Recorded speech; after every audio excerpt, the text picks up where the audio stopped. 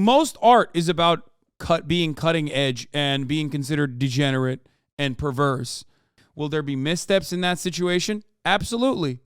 Okay, but that's how it works.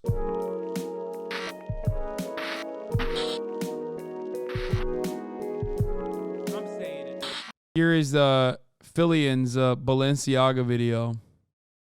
Before we get to the biggest menace, Philion made a deep dive into the weird shit that Balenciaga has done. Some of that grumpy look. No. Yeah, let's go. Come on, Carl. You can do it. Yes, don't you dare talk to me. I'm an Aryan Übermensch, too obsessed with the image of myself to be involved with anyone or anything that doesn't fit my stylized image of the world. Oh, wait. Suddenly I'm dressed in something way less expensive. It's H&M. Everybody come together. You can too be a part of this happy, smiling group of mixed skin colors for not that much money. Hashtag friendship, hashtag everyone's equal, hashtag happy life, hashtag stop climate change. Oh no. I am so sorry, darling. I didn't see that it was Balenciaga you're wearing. We are strong and tough and unapproachable. Show me that Balenciaga look. Oh, No, this is not satire. I swear to God.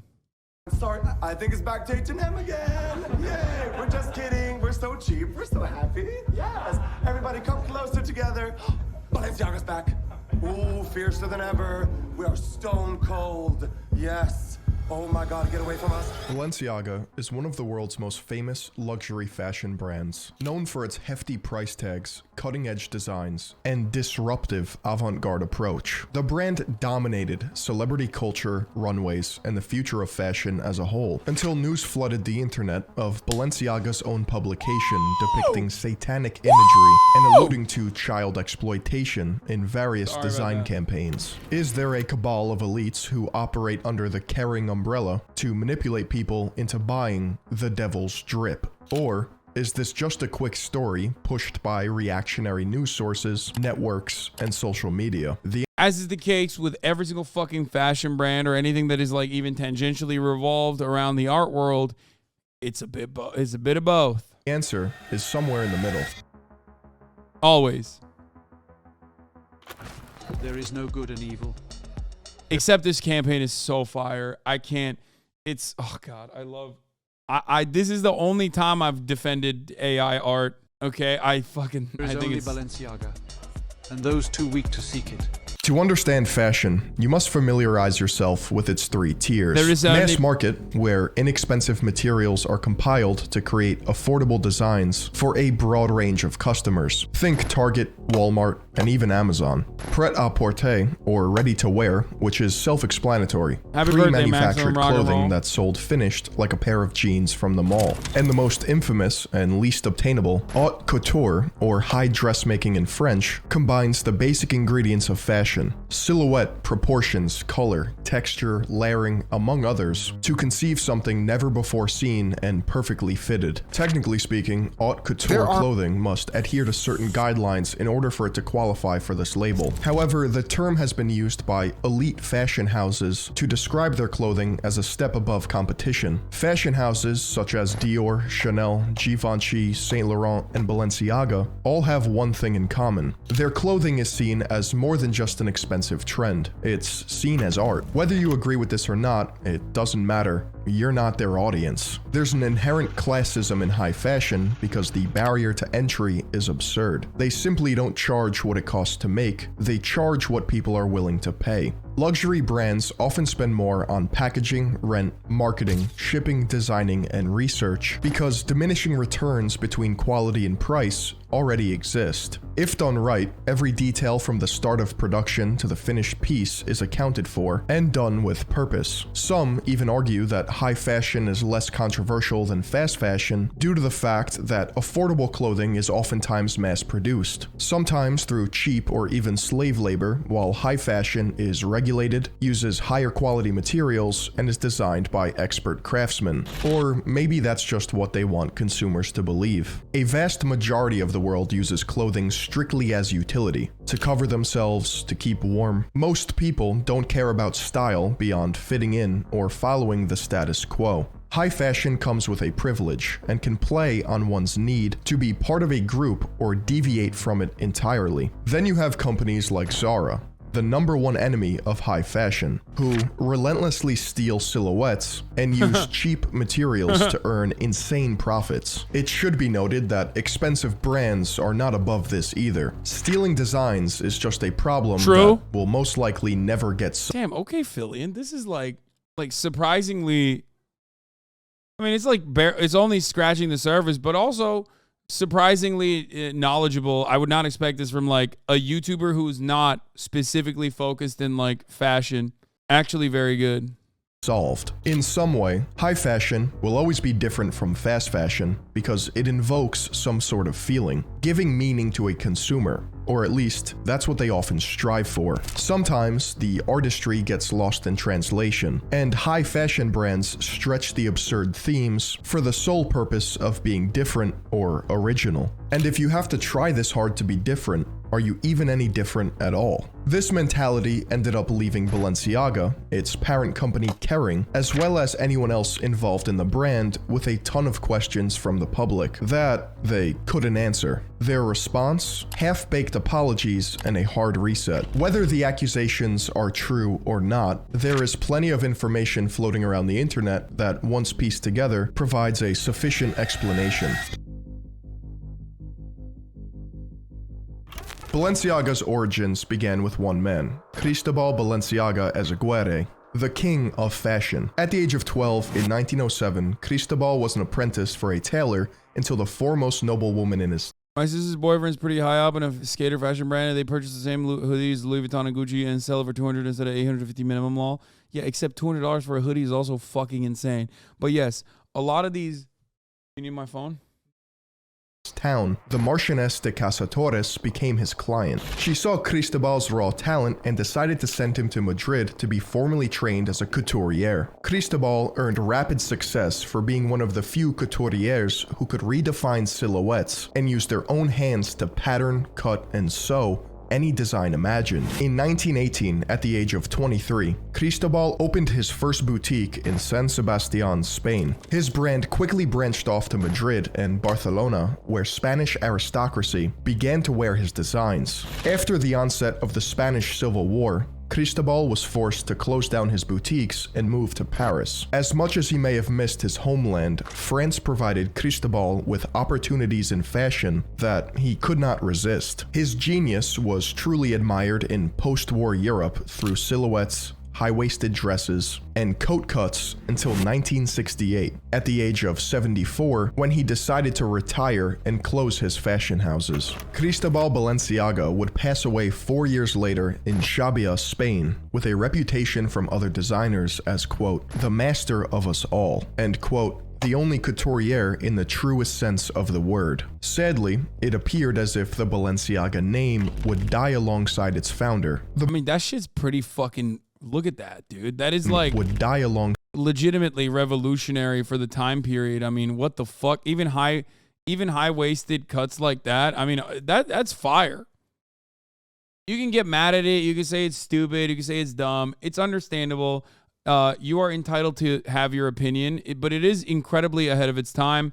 And not only that, but also fashion in general is in this very unique space where it's supposed to be like artistic interpretation through this different medium that is wearable. So obviously it has different components involved with it, which is why it always receives so much attention and always gets shit on regularly. And yeah, it is kind of dumb for sure.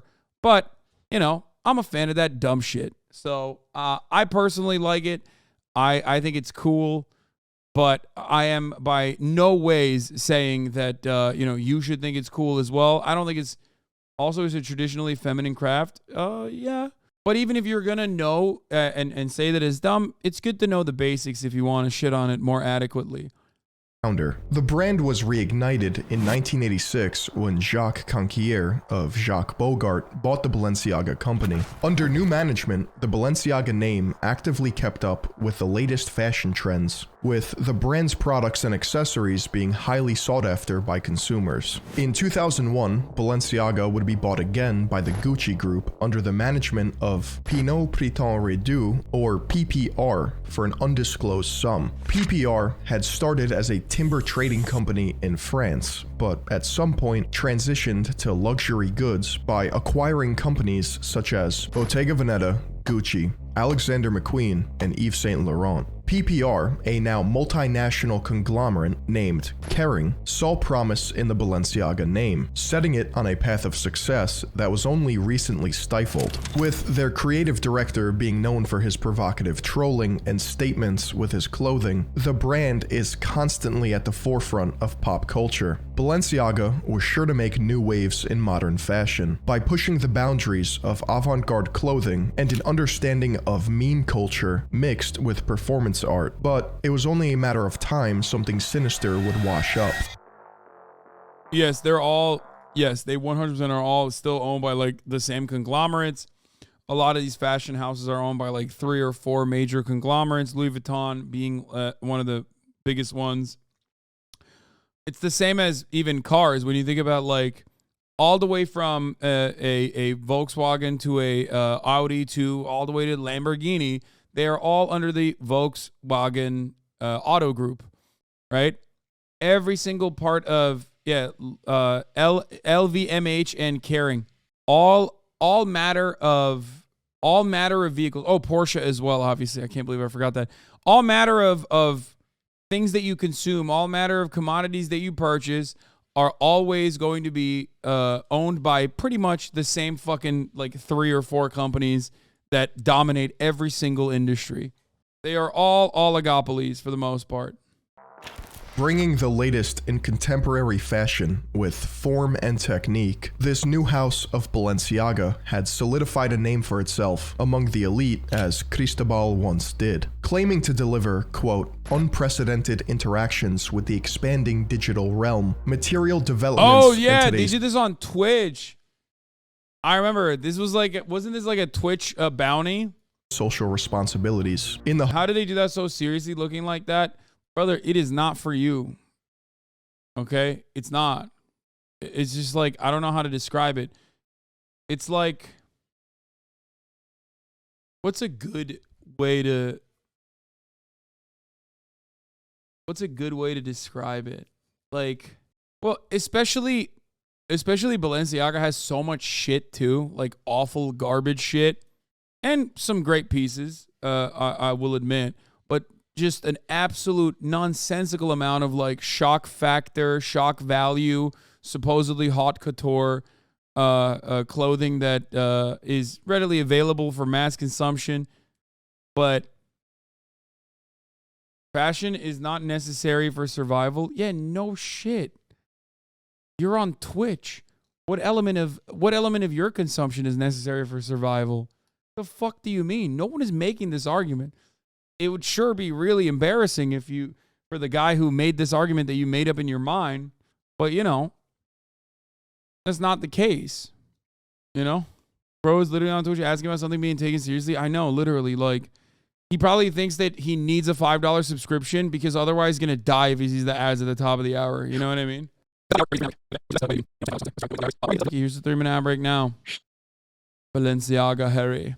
Hopes of staying at the forefront of modernity. If you have ever-increasing original ideas and designs, there is bound to be criticism and pushback. Yet a revolutionary or unique product or trend was not Balenciaga's problem. In one of the luxury house's latest campaigns, published on November 16th, 2022, titled Balenciaga Gift Shop, children were pictured holding teddy bear handbags, wearing supposed BDSM gear. The children can also be seen in questionable poses and amid wine glasses, which social media ran with as child exploitation or endangerment. This collection was captured by famous photographer Gabriele Galimberti, whose most notable collection, Toy Stories, resembled the style used in the Balenciaga campaign. According to media sources, Galimberti was told by Balenciaga representatives to use his Toy Stories approach, but they would provide the punk items. Besides child exploitation, as if that wasn't damning enough, Balenciaga's campaigns were thought to contain satanic imagery. Through evidence such as a child's drawing with what looks like to be the devil, a black hoodie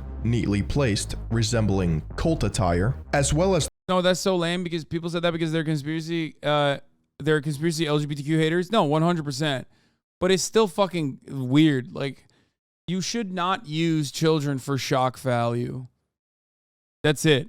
That's like, it's so odd. And if you recall at the time, I covered this story as well, parsing through the nonsensical, like, ultra-Christian fundamentalist schizos claiming that, like, all matter of art was actually pedophilic or whatever.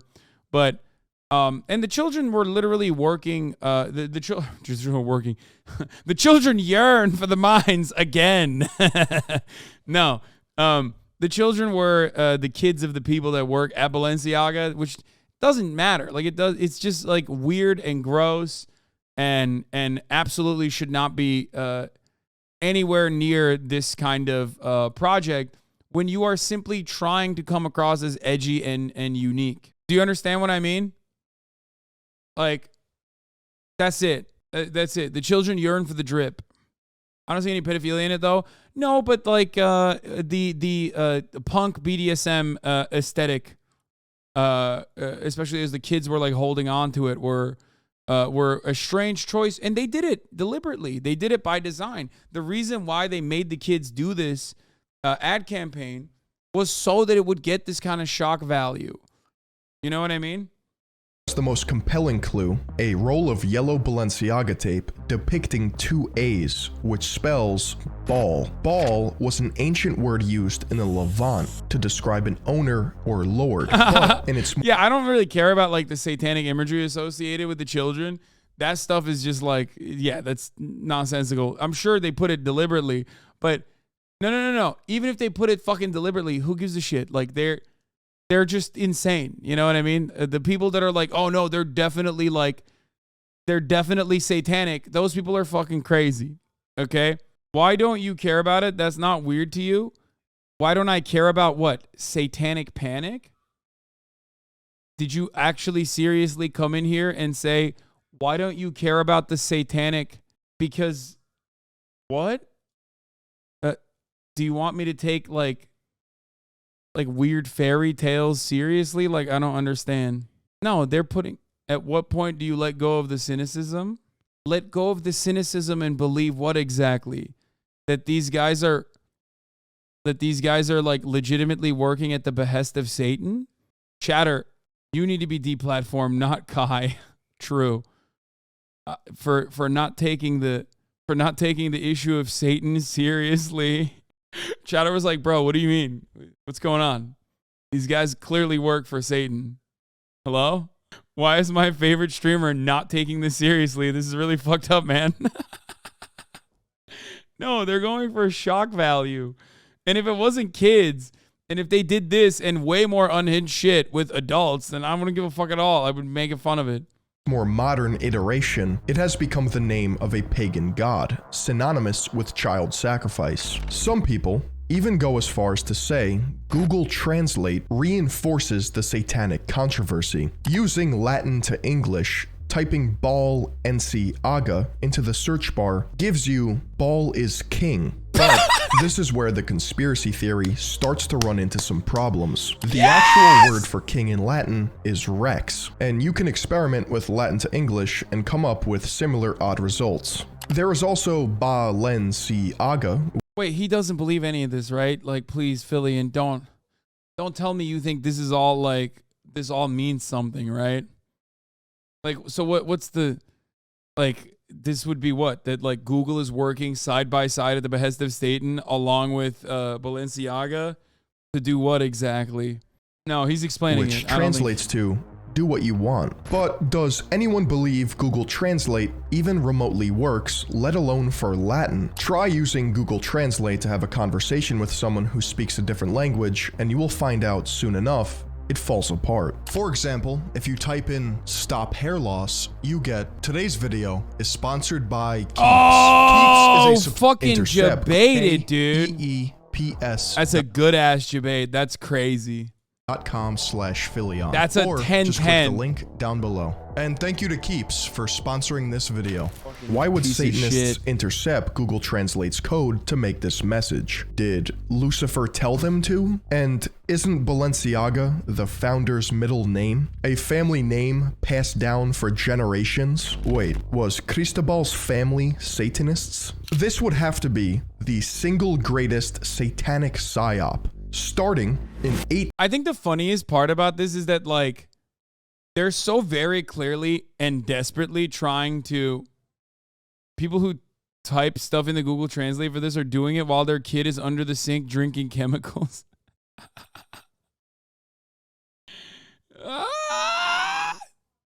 Dude, they're so very desperately trying to appear edgy and different. It's no different than like what was the pants that they just fucking sold recently that I saw that were like, they looked like it went through a shredder where the entire ass of the fucking pants was just like wide open.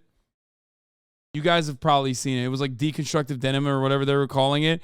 Like, it is in the same vein as like trying so extra hard to be extra and in many respects falling short.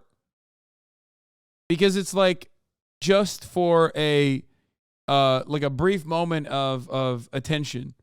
It's like a kid yelling in the fucking corner when he's put in timeout.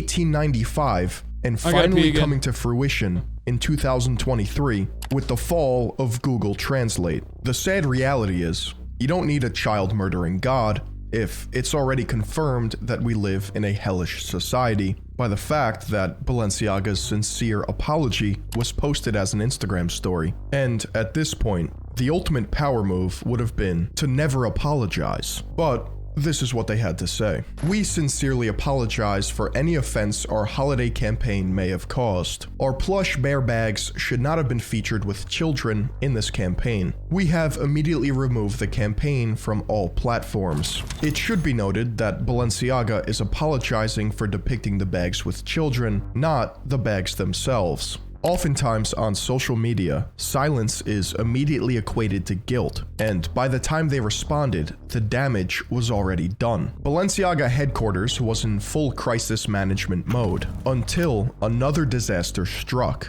A campaign focused on an office theme, highlighting Balenciaga's garderobe line and a new era for the brand, was projected to launch in spring of 2023, which was in collaboration with Adidas. At first glance, nothing seemed out of the ordinary with this campaign, but the internet was hesitant to trust the multi-billion-dollar company after their previous oversight. It should be noted that photography sets are controlled environments where everything on the scene is purposeful, especially at this caliber. In what resembles a deliberate act by the studio and crews involved, Balenciaga's garderobe campaign included a photo with a page from a Supreme Court ruling of United States v. Williams.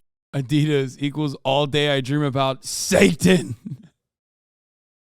United States v. Williams was a ruling to prohibit the promotion or pandering of child pornography, and that it was not in violation of the First Amendment. Essentially, Michael Williams was Chris Hansened in a chat room by Secret Service agent Timothy Devine, who posed as Lisa N. Miami. After receiving images of minors engaging in sexually explicit conduct, the Secret Service executed a search warrant of Williams' home, seizing more images of underage children.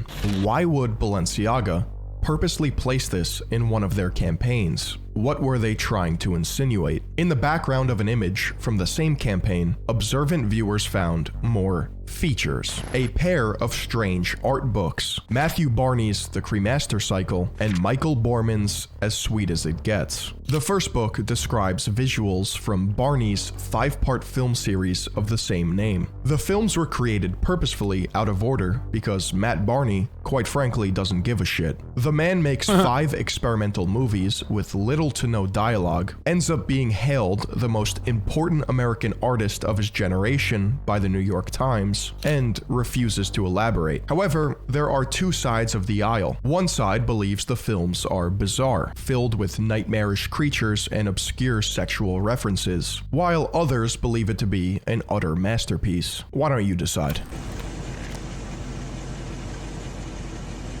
Is there TOS in this?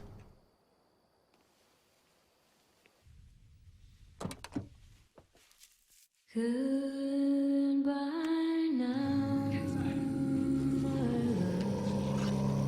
love. Till then and forever.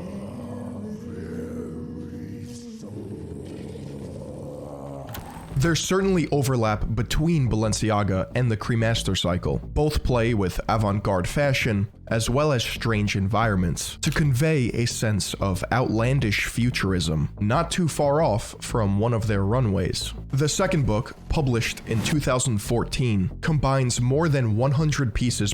Yeah, the only fucking 2 weird things in 2 separate campaigns. Using kids with the punk, but punk/BDSM aesthetic is weird, odd. They shouldn't have done that. And then the second one was the fucking very clearly placed Supreme Court decision. Other than that, the rest of it is just art shit. In my opinion, as I gave you my assessment last time this happened, or last time this was like popping off, it's like 75 to 80% like freaks that are losing their minds. And 25% them being fucking gross weirdos because they think it's cutting edge and edgy. Okay? Ball is art. Hasan 2023? No. But all art is, like, most art is about being cutting edge and being considered degenerate and perverse. It's just reflected on our contemporary values and I guess breaking through our current and contemporary understanding. Will there be missteps in that situation? Absolutely. Okay? But that's how it works. Motherfuckers are acting like you're a 17th century peasant being like, me lord, I saw in the courthouse. They're drawing things that are not simple tapestries. It's the work of the devil. Of Hades, my lord. Produced by Michael Borman's over a total of 14 years, including maybe his most infamous work, Fire from the Sun, which depicts unsettling images of maimed children covered in blood, with ominous implications of violence and other disturbing imagery. To some, it's reminiscent of Lord of the Flies and the Loss of Innocence. To others, it's the most disgusting excuse for art they've ever seen. But art is subjective, and there are probably dozens of people ready to line up and gaze upon Borman's mutilated toddlers. Regardless if you like Borman's art, he's an established European artist who illustrates whatever he wants, and his artwork is displayed in museums across the globe. One thing is for— This is gross. 1 star on Amazon review. This is fucked up and gross. No, my favorite was what was it? Was it my favorite out of all of the shit that we saw, the one that basically devolved into the very famous Goya painting of Saturn devouring his son. When I reached the point of Twitter schizo threads, when we reached the point of Twitter schizo threads where we finally arrived at Goya and Saturn devouring his son being mentioned as pedophilic and satanic, I was like, oh, that okay, like we're good. I reached my limit of like I can't even look at this any longer. This is fucking ridiculous. If only my mother was here watching me fucking parse through all of this shit, she would probably have a good laugh. Okay? Like, devouring his son? So basically, he's eating a Stop. Please. Please. Don't even make this as a joke, please, because people do actually fucking take it super seriously. There are people who are legitimately like, don't tell Joe Rogan about this painting. Yeah. Oh my God. Imagine your conspiracy nut grandma reviewing a fine art book on Amazon. Exactly. Okay, stop. I know we all like LARPing as weird schizo posting right-wing freaks. Please stop posting like that in the chat right now. I can't tell if you're being serious or not. For sure, not everyone wants to be associated with him. Gabriele Galimberti even had to clarify that the campaign featuring the Supreme Court document and Borman's alarming literature was not photographed by him, stating, "Following the hundreds of hate mails and messages I received as a result of the photos I took for the Balenciaga campaign, I feel compelled to make this statement. I am not in a position to comment on Balenciaga's choices, but I must stress that I was not entitled in whatsoever manner to neither choose the products nor the models nor the combination of the same. As a photographer, I was only and solely requested to light the given scene and take shots according to my signature style. As usual for a commercial shooting, the direction of the campaign and the choice of the objects displayed are not in the hands of the photographer. I suspect that any person prone to pedophilia searches on the web and has unfortunately a too easy access to images completely different than mine, absolutely explicit in their awful content. Lynchings like these are addressed against wrong targets and to distract from the real problem and criminals. Also, I have no connection with the photo where a Supreme Court document appears. That one was taken in another set by other people and was falsely associated with my photos. Separate. Gabrielle. It was two separate, completely unrelated ad campaigns that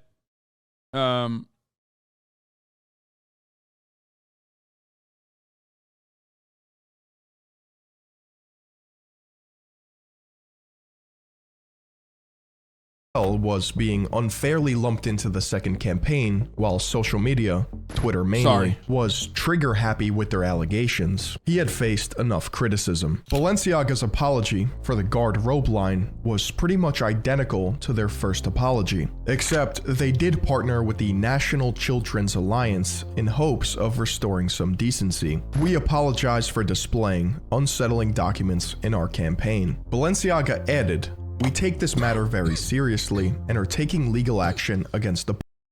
Like, if they hadn't put the fucking Supreme Court document, or if they used the kids in the other campaign, if they hadn't done either of those things, everyone would be, like, most people, the liberals in elite society would be laughing at the schizo posting. But because they did both of those things, and they neatly packaged it, it was over. Parties responsible for creating like this they would literally say this anyway. They say this about everything.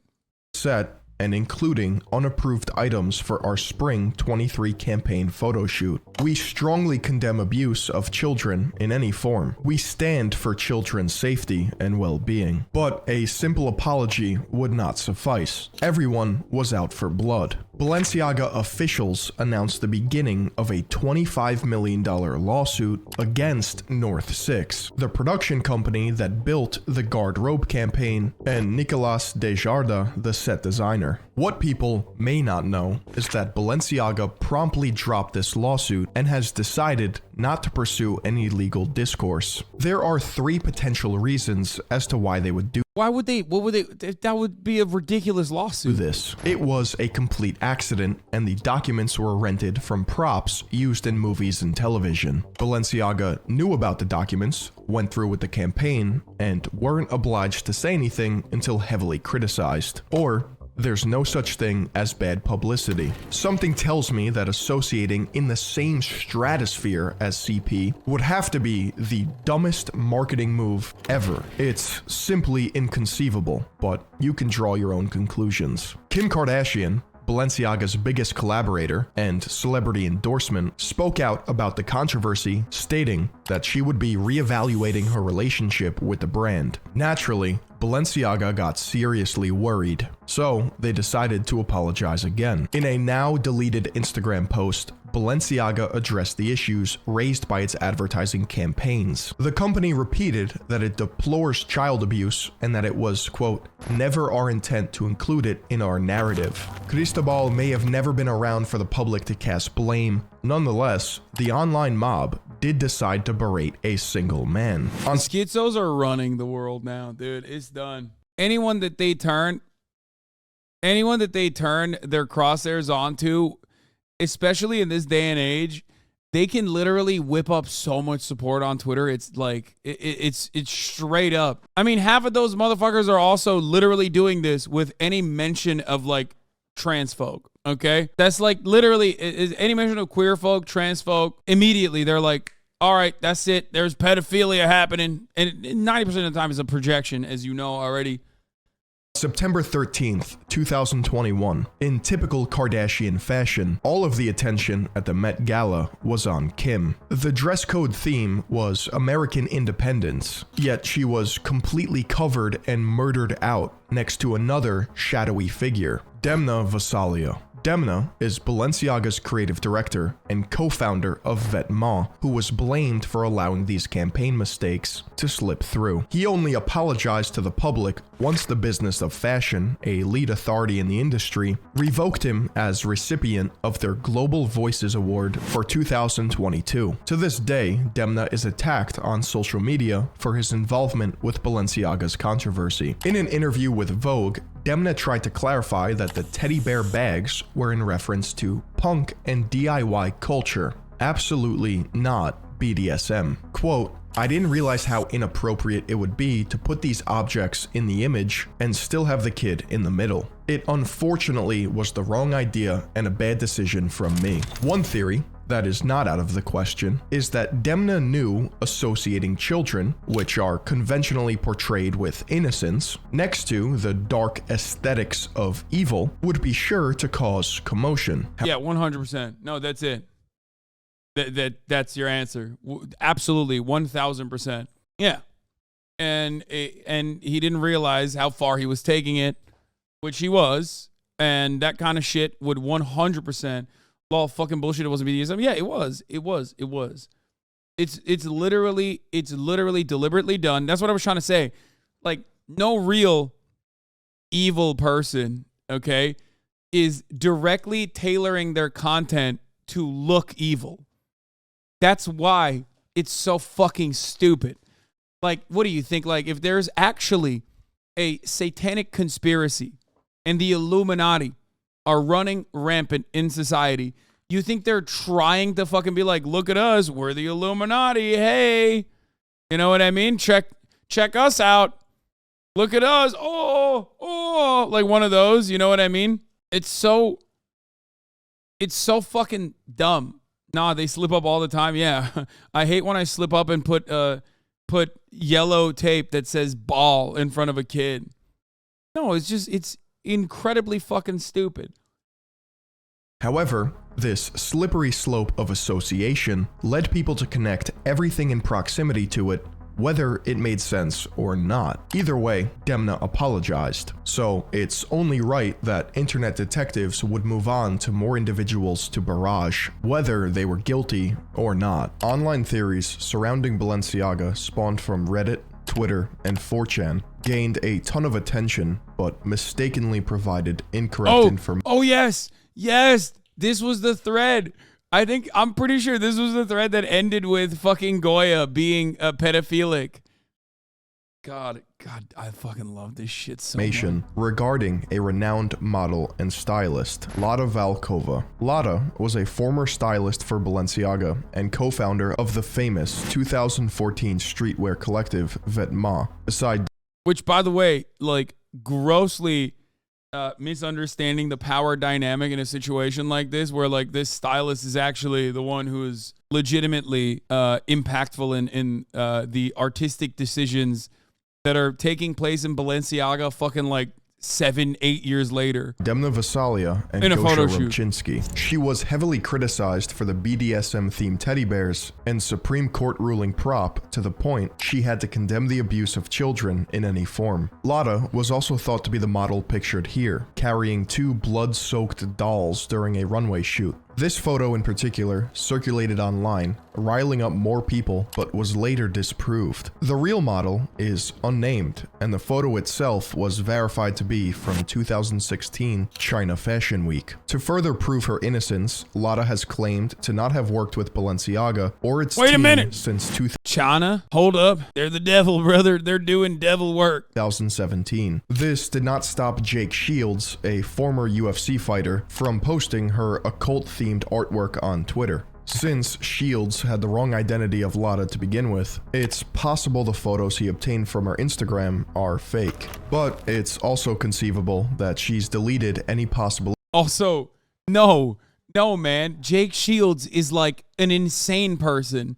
Jake Shields is the possibly the best human embodiment of CTE. He is literally just walking, talking CTE. Rarely ever talking. Okay, this man is just brain damage, an absolute psychopath. Come on now. images that could incriminate her. Though edgy artists exist and the internet seems to forget that. Lada's dark shit posting. Remember when fucking what do you call it?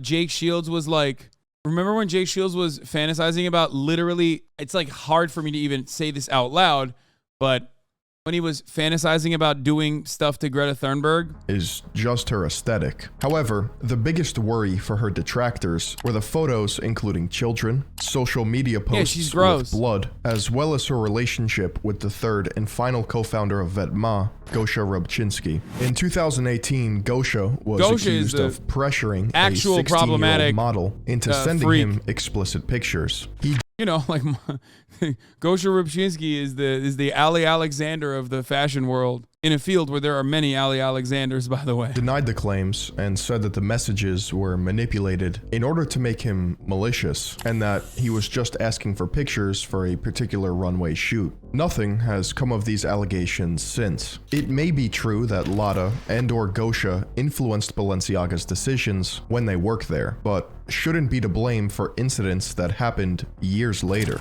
Artists like Lada love shock value whether they know it or not, oftentimes forming a niche audience that appreciates their work. Additionally, fringe artists revel in the idea of people being mad at them for something as surface level as provocative social media posts. What may be satanic and horrifying to some just goes hard for others. When this artistry or provocation bleeds into traditional, naive channels of information, they're met with torches and pitchforks. But this is not the first time a worldwide fashion brand has been accused of child exploitation.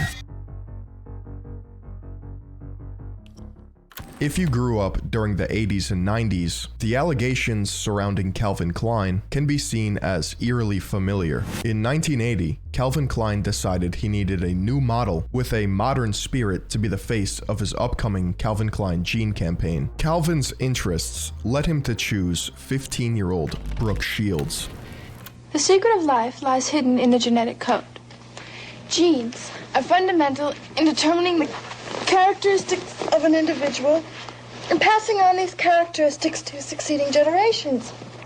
It's very weird that like nowadays people literally harken, like Nazi accounts will harken back to like Brooke Shields when she was fucking 15 years old and was like hyper exploited by not only the fashion industry but just like Hollywood in general. Occasionally, certain conditions produce a structural change in the gene, which will bring about the process of evolution. This may occur in one or more of the following ways. Firstly, by selective mating, in which a single gene type proves superior in transmitting its genes to future generations. Secondly, by gene drift, in which certain genes may fade away while other genes persist. And finally, by natural selection, which filters out those genes better equipped than others to endure in the environment. This may result in the origin of an entirely new species, which brings us to Calvin's and the survival of the fittest. Calvin Klein genes. Predictably, a lot of people Thank took you, issue Anonymous, with the for taking the subs. sexualization of a 15-year-old, but Brooke claims that there were no problems and that Calvin treated her well on set. Anonymous Nowadays, with another looking 10 back gifted on the subs. situation, Brooke covers the controversy stating, quote, "I can understand it now, where it's coming from. But for some reason, and maybe it's just protection, I'm not mad at it. It afforded me a lot. After all," she says, quote, "sex sells. Sex has been selling since the dawn of time, and it still does." This statement highlights that she's aware that she's been sexualized underage because she was compensated and her career took off. I guess, depending on how much money you're paid, you can be groomed into believing it was par for the course. Brooke Shields wasn't the only controversial choice made by Calvin Klein back in the day. Bro, people get so confused when they see like content from the 80s. You just saw that piece of footage, right? And you're like, what the fuck? That's crazy. Literally every single fucking rock and roll celebrity, every single artist from that time frame and even earlier on has made songs about having sex with like 14-year-old girls. Okay? Like literally. It's just, it is so insane to even think about now. But like they very openly talked about it. Kid Rock, as we talked about, okay? Kid Rock literally has a song called Jailbait that was in the soundtrack of the movie Osmosis Jones, man. Like, in a fucking kids movie. Yeah, Kid Rock, the one who's like, yeah, I can't believe Bud Light's doing queer culture. 12 years after her campaign with Calvin Klein, Kate Moss and Mark Wahlberg were pictured in an infamous advertisement. The controversy began due to the fact Kate was 17 at the time, posing topless on top of the 21-year-old Wahlberg. Now that could definitely come between me and my Calvins. Do you have Calvin Klein underwear on? Identifying her actual age on the internet. Mark Wahlberg was how many years removed from a hate crime at that point, by the way? I think, what, 4? For the record. Like, no, yeah, Mark Wahlberg at that point was like 5 years removed from going to jail for a hate crime against a Vietnamese man, a bunch of black people as well, but the worst offense being a Vietnamese man that he beat up so badly that he blinded him. I think he did that in the same duration, as a matter of fact, if I'm not mistaken. Pretty sure he did that in the same 24-hour time frame. All this designer got me drip. Okay, stop. I mean, Mark Wahlberg now is a very different person than who he was back then. He's corny. It's funny to make fun of him. I'm just saying that, like, at the time though, he was 21, not that far removed from the actions that we're talking about. But hey, Catholicism saved him, and the Catholic app. The Catholicism app saved his life, and all the designer that he's got. I love other people. I love that you guys also are familiar with Mark Wahlberg memes and are dropping it in the chat. For those of you who are unfamiliar, does anyone have the link of the Instagram video? Mark Wahlberg is one of my favorite funny follows. Oh, here, this is it. Designer got me drip.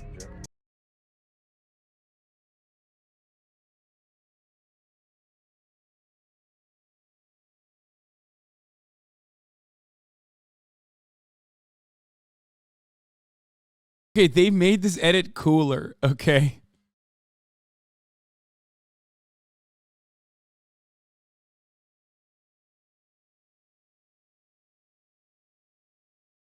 He's like 60 years old, man. That's crazy. Wild state of affairs. is a bit murky, as some sources say 17, others say 18. However, Kate Moss herself said she experienced a nervous break at 17 or 18 when she had to participate in these shoots. And this predatory environment was not new to her, as she had been asked to remove her bra at the age of 15 during a separate photo shoot. By far the most chilling campaign made by Calvin Klein was in 1995. You look like a movie star. Yes, I am. You are? Yes. Where are you from? I'm from Italy. I'm from Roma. Uh-huh.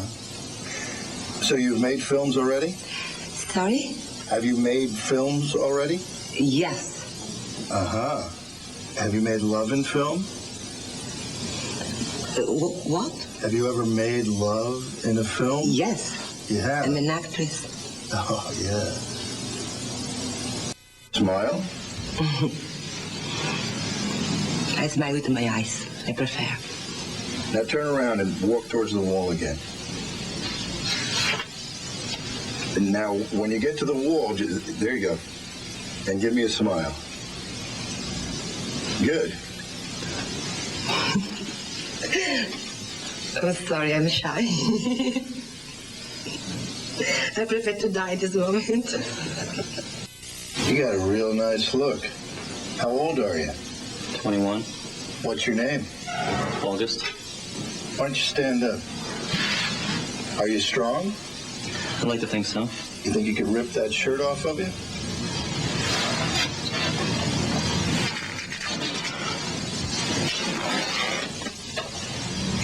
It's a nice body. Do you work out? Mm-hmm. Yeah, I can tell. This campaign, shot by Steven... Dude, what the fuck? They were like, bro, let's do a campaign where we're doing, you know, snuff footage. That's wild. Yeah, I mean, look, as long as those guys are adults, though, it's nowhere near as bad as any of the other shit that we saw. I mean, it's like weird. It's gross. But again... Meisel became one of the most controversial in it's like one of those situations where it's like creepy but legal, you know what I mean? History. The ads featured some underage models. Okay, well then, yeah, that's an entirely different. Never mind. Like I said, as long as they're of age. Like a wood-paneled basement, and there are still relics from these commercials online today. Can you unbutton the top button of those jeans? No, why don't you push them down a little bit? And I don't think so. Are you nervous? Yeah. And there we are. Why? Because I'm on the spot. You've been on the spot before. Not like this. It's torture. For the most part, you just get the feeling that you're watching Patrick Bateman's videotapes. Thousands of people, including parent groups, child welfare authorities, and the American Family Association, agreed that these ads were exploitative in nature and borderline CP. The president at the time, Bill Clinton, as well as his wife Hillary, were at a re-election dinner when Bill decided to talk about, quote, the explosion of crime among juveniles. He added, quote, I may be stepping on somebody's toes tonight. I don't have any comment on whether those Calvin Klein ads were legal or illegal, but those children were my daughter's age. Man, I'm so glad that Bill, Jeffrey Epstein's best friend, been on the Lolita Express multiple times, Clinton, had some things to say about the exploitation of juveniles. He was like, hey, real bad that I wasn't the one doing it. Yeah, damn, Bill, you speak on it, man. He's like, he knows CP. He's a bit of a sommelier, if you will, of CP. Oh no. Yeah, when he said he's stepping on toes, he meant like friendly toes. Okay. In those ads, and they were outrageous. It was wrong. It was wrong to manipulate those children and use them for commercial benefit. It's hard enough to grow up as it is without confusing people further. Settle down, Bill. I got this. One Dinner had launched an entire investigation into Calvin Klein by the Justice Department. to find if any advertisements broke pornography laws. Their summary concluded Calvin Klein had used several minors in the ad campaign, but photographs or videos of them did not display the, quote, genital and pubic areas, as federal law requires in order to prove the sexual exploitation of children. Eventually, the investigation was dropped altogether, as Calvin Klein was able to prove the models pictured in risque photos were of age, while underage models were not depicted sexually. They still pulled every ad in the hopes of regaining some of their popularity, which saved them. This controversy blew over and didn't really matter in the long run. Calvin Klein is now worth around $800 million. So if anything, consumers just heard the name more and bought the jeans. Perhaps Balenciaga wanted to further experiment with shock value and knew that it would be successful in attracting more consumers over an extended period of time. It may have backfired initially, but they'll come back. They weren't the first fashion company to come under fire, and they won't be the last. Balenciaga will continue pushing boundaries of fashion to satisfy an artistic need, almost as if to usher in a new age of performance art. Contemporary fashion houses, including Balenciaga, have moved to incorporate crazy— I think it's like pretty simple. Just don't include children. Like, am I crazy? Like, there are certain boundaries you're not supposed to cross, even in the field of art, and it's like it's the most obvious one. You know what I mean? Like it's the simplest one. That's it. Because like I said, Balenciaga would still be weird. You know what I mean? They would. It's not like, you know, they're not gonna. It's not like they're gonna be perceived by the mass consumer audience as like a normal brand. If they had not had the children, or even if they had not visibly centered children for that juxtaposition that got them quote unquote canceled, nobody would have even fished through the other stuff to find the Supreme Court brief. You know what I mean? Settings into their design philosophy. If the clothes or set doesn't speak to you, if they don't have a hidden theme, then they're doing something wrong. Whether it's the back rooms, a rented out parking garage, a mountain of graffiti, an epileptic's worst nightmare, a strobe light rave, or an actual parking garage. And lastly, for spring and summer in 2023, Balenciaga paid a Spanish artist to design a mud runway for their show. Demna explained in a Low-key, that was pretty fire, the mud runway. I mean, statement before the event that, quote, the set of this show is a metaphor for digging for truth and being down to earth. I thought it was really futuristic. I thought it was kind of cool. Performance art, especially because like it's super memeable too. Settings and canceled celebrities. Amid all of this, Balenciaga's controversy drew the internet's attention to two indiscriminate artists. Jake and Dinos Chapman. Jake and Dinos are British visual artists. They make new War Criminal boots, right? No, that's Prada. Those boots are fire. Will has them too. Those boots are actually the one that what's his face has, the Chechen dude has. Artists who deliberately create shocking imagery that tend to land them in trouble from time to time. The Chapmans were linked to Balenciaga through a corporate family tree. It begins with Francois Henry Pinault, the CEO of Kering. Besides Balenciaga, Kering also owns a company called Group Artemis, which is the parent company of Christie's. Christie's is an art auction house where you can browse the world's finest art. And if you browse long enough, you may stumble upon Jake and Dino's disturbing art. There's Fuckface the Zygotic, the Four-Headed Cockroach Kid, Forehead, Platinum Joey, Doggy. There's no hearing anyone out. This should be illegal. There's plenty more unsettling art made by Jake and Dinos, but I wouldn't waste your time. Yo! Okay, that's criminal. That's got to be criminal. If that's not a crime, it should be a crime, right? Okay, well, remember when I said artistic interpretation, you know, people are trying to push boundaries? No! Jail! Dude, British people are wild for this one, okay? I can't believe I'm saying this. That's new crime unlocked. Should be a crime if it's not right now. It should be a crime in the future, I think. looking at it. You'll probably end up on an FBI watch list if you aren't already. Bro, who buys that?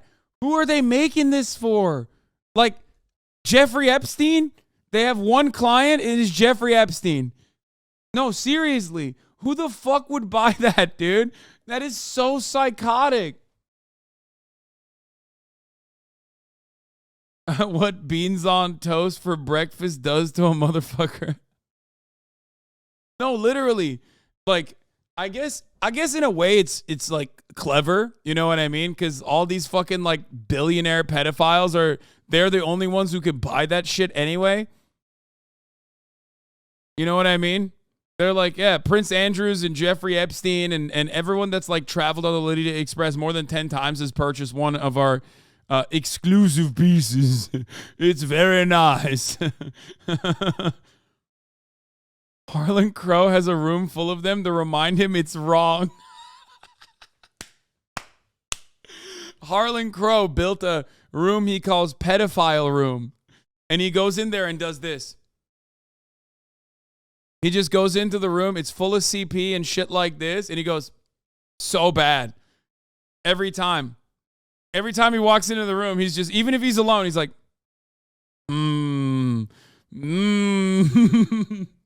It's right next to the Hitler room. Yeah, to remind myself how much I dislike it. It's clear the brothers don't care about criticism. In fact, it's probably central to their art anyway. They do what they love, and that includes sexualizing children and creating miniature models of CP. If Jeffrey Epstein needed a paperweight for his desk, this is probably where he would shop. Yeah. After all, it's not like billionaire Henry Penault is personally involved with each item and artist among his affiliate marketplaces and businesses. He doesn't have time to do this because he's too busy sacrificing a child to Ball. If we're to be realists about this, the subjective nature of art will never change. What's shocking sells, and oftentimes for these pretentious artists, they feed off pissing you off.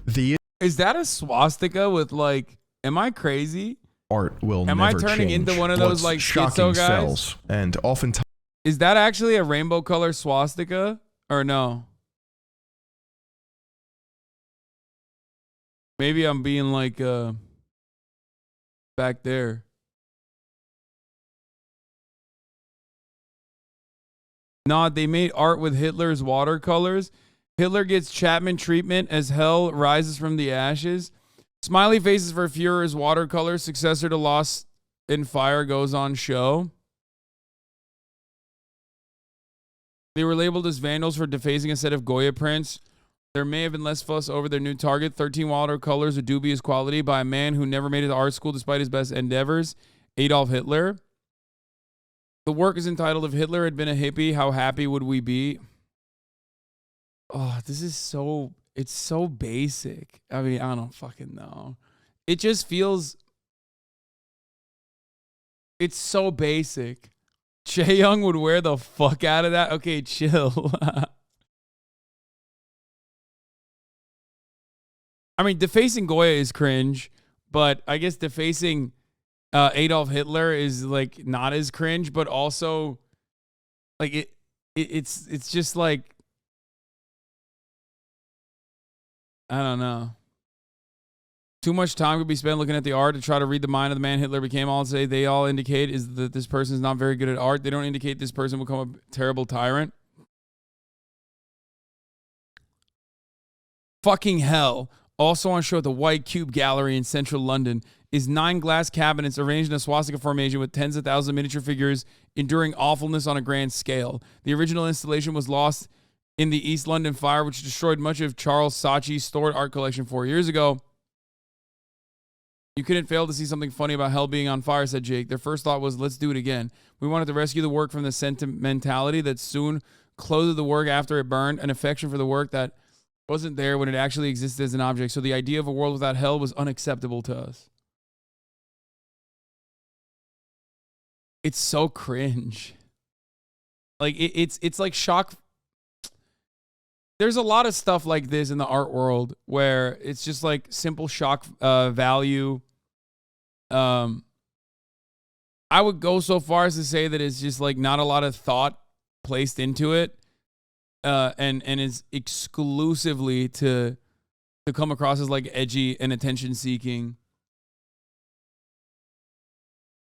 Time for these pretentious artists, they feed off pissing you off. The issue, or inherent beauty of art, is that there is no distinct line in the sand of what is too far, and you'll have artists die to protect it. Balenciaga's cancellation was the product of edgy art gone too far, corporate oversight, and a social media witch hunt. When the flow of information is dictated by the 24-hour news cycle, you'll have outlets pump out reactionary garbage in order to run with the story, because they have to. Social media impressions are then farmed by attention-hungry users that want the world to be more evil than it actually is. It's all too normal and convenient to take a story.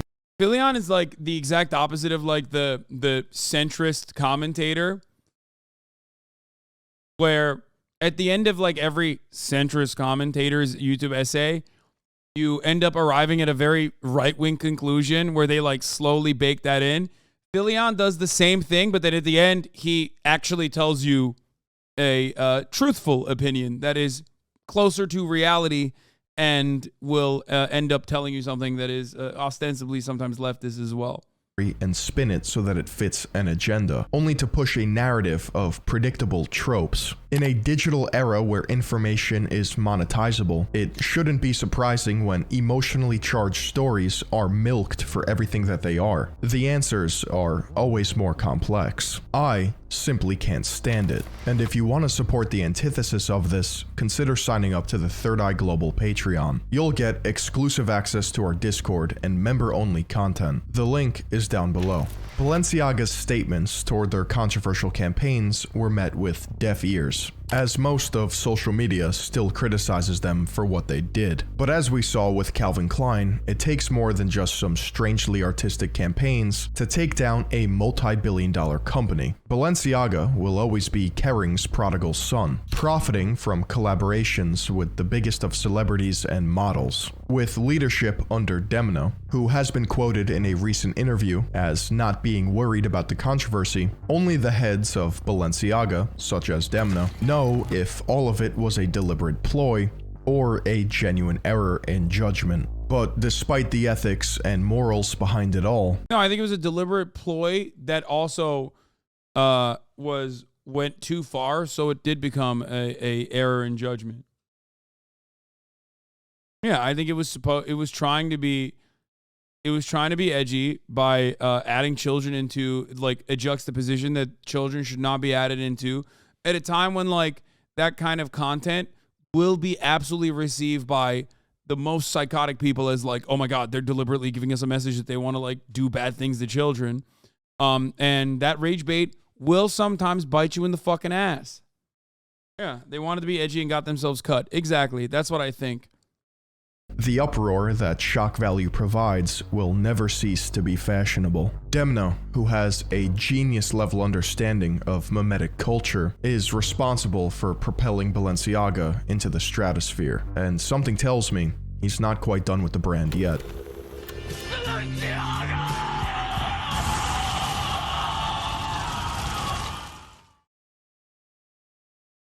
Yeah, meanwhile, the fucking Harry Potter Balenciaga... The Harry Potter Balenciaga videos, if they are an ad campaign, they're fucking brilliant. Because holy shit. Holy fucking shit, dude. That is like revitalized the brand on TikTok dramatically, in my opinion. There is no good and evil, only Balenciaga Potter.